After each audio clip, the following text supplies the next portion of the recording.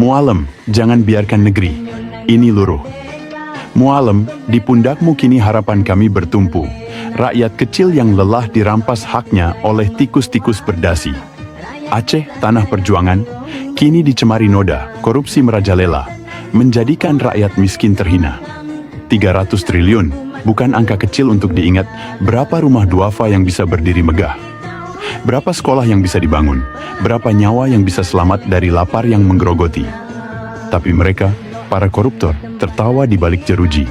Hanya 6 tahun, seolah mencuri itu sah. Dan hakim? Menutup mata, menutup hati, menjual keadilan demi seonggok janji. Mualem, jangan kau ulang dosa yang sama. Kami tak butuh pemimpin yang hanya pandai bicara. Bersihkan negeri ini dari cukong-cukong rakus yang menjual Aceh pada kerakusan yang busuk. Lihatlah ibu-ibu yang menangis, melihat anak gadis mereka diperdagangkan ke negeri orang. Lihatlah petani yang tertunduk, tak mampu membeli pupuk karena ulah para pejabat serakah.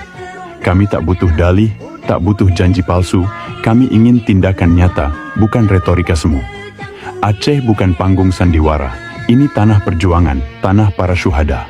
Mualem, jika kau biarkan korupsi terus tumbuh, nama besarmu akan terkubur dalam lumpur. Kau akan diingat bukan sebagai pemimpin, tapi sebagai pengkhianat perjuangan yang suci. Hancurkan cukong-cukong itu. Bersihkan birokrasi dari tangan-tangan najis. Jangan biarkan sejarah mencatatmu sebagai lelucon, tapi jadilah pemimpin yang membangkitkan harapan. Aceh butuh pemimpin dengan nyali yang tak gentar melawan penguasa zalim. Mualem, ini saatmu, ini waktumu. Jangan kau biarkan kami tenggelam dalam luka yang membiru.